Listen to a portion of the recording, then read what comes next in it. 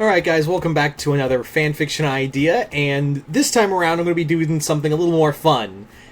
Not to say any of the other stories are fun, but whatever, ignore that. Let's just keep going. And yes, today I'm going to be doing a fanfiction idea about one that actually popped in my head today, and I was like, you know what, I want to talk about this one. And that is a Ladybug Phantom of the Opera crossover. Yes, straight up crossover, no AU, no, like, time travel or whatever, like a actual crossover. It isn't like the characters are the characters from Phantom of the Opera. It's, what it is a little more, shall we say, different. So, Phantom of the Opera, this crossover, also, which Phantom I'm using in here is, if you saw the thumbnail, yeah, it's Lon Chaney Phantom of the Opera. And you may be thinking, well, how does that work? That happened almost over 100 years ago. How does this crossover work? Is it time travel? No. What it is that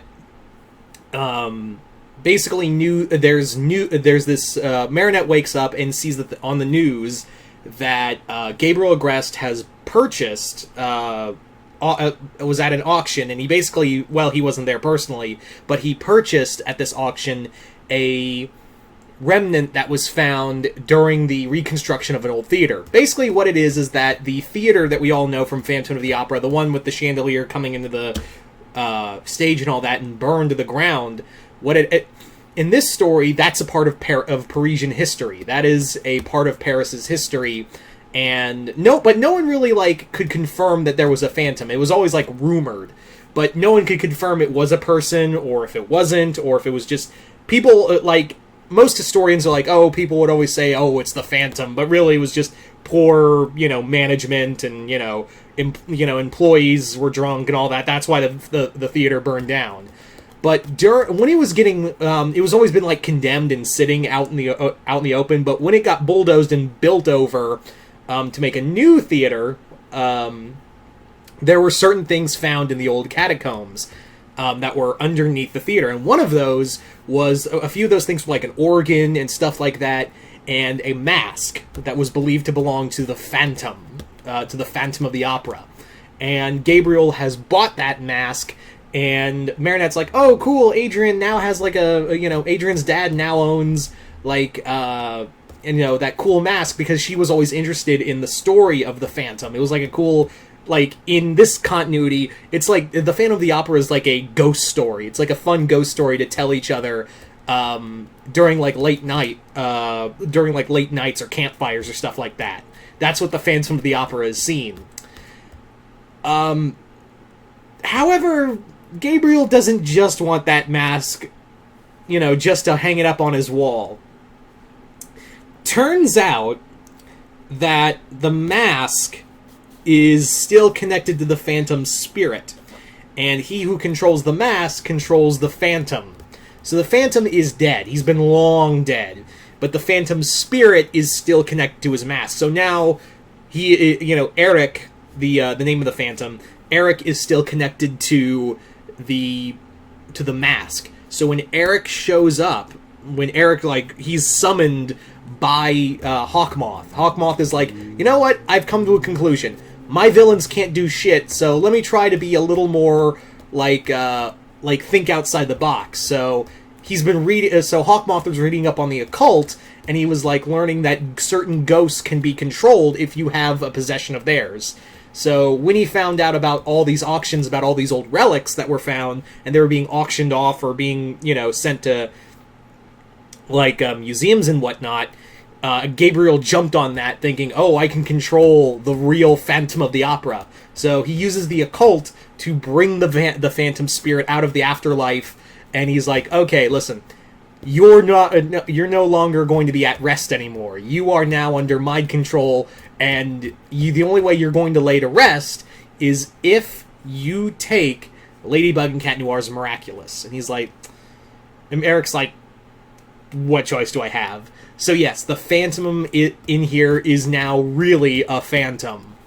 So Eric is now sent and controlled by Hawkmoth to go get the Miraculous.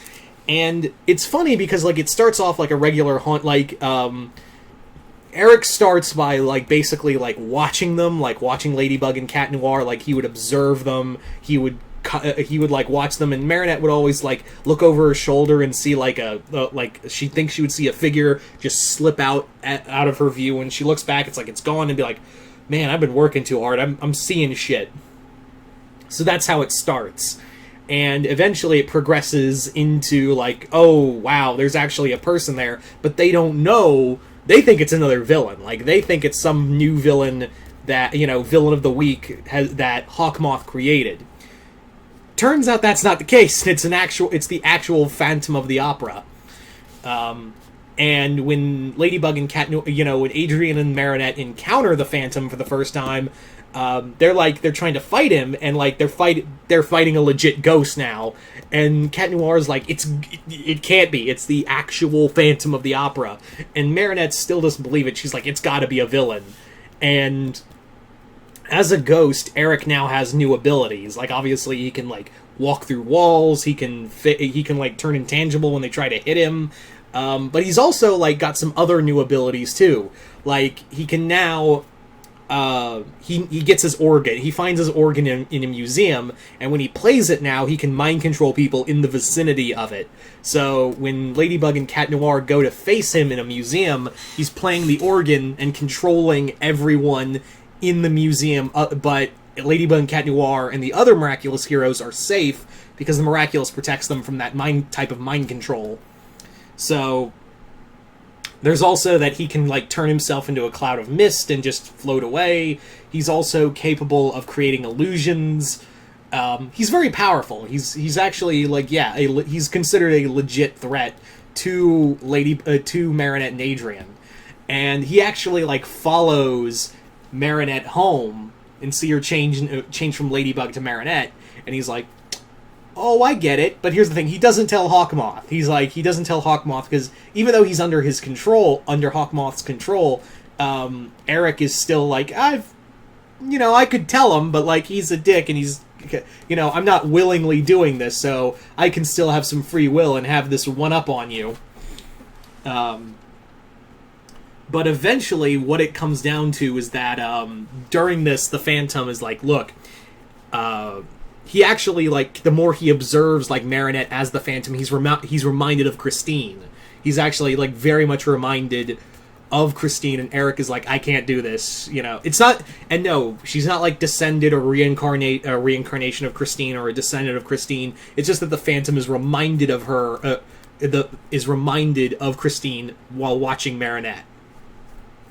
So he's basically like, he finally, during one fight, the Phantom's like, look, here's the deal. Hawkmoth's got my mask, and I'm a restless spirit, and I can't cross over to the other side until, I get my mask back. So eventually they manage to get it. Ladybug and Cat Noir get the Phantom's mask back, and Eric is allowed to lay to rest. And how they do that is that Eric leads them to his grave. He leads them to where he died. And it's, like, deep in the Parisian catacombs with all the bones. Because he was like, I never felt more alive than I did among the dead. That's where I felt truly where I belong because of my face. And he shows them, like, a skeleton, just a skeleton with a tattered remains of his costume when he was alive. And he's like, there I am.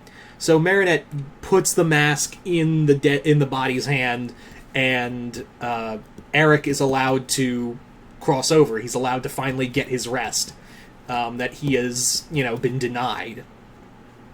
So there you go. Like I said, it's not, this isn't like what you would think when reading the title. You're like, oh, it's just, Adrian's the Phantom and Marinette's Christine and all that. It's not like an AU. It's a straight up crossover, and it's a little more different because this puts a little more emphasis on the Phantom being an actual Phantom. So yeah, I thought it would just be a fun crossover to do, just kind of like, hey, this would be a fun, neat idea to really play with. And maybe, who knows, maybe because the Phantom is technically public domain, so Thomas Astruc could honestly do a character, like a Phantom character in Ladybug. So who knows, maybe we'll get a actual Phantom of the Opera crossover. Probably won't be with the Lon Chaney Phantom, even though that movie is technically in public domain. But yeah, the character of the Phantom is public domain, so you never know. Anyway, so you guys tell me in the comments below, what did you guys think of this story? Like it, hate it, just comment below, let me know. And once again, I'm Mr. Multiverse. I'll see you next time in the Multiverse.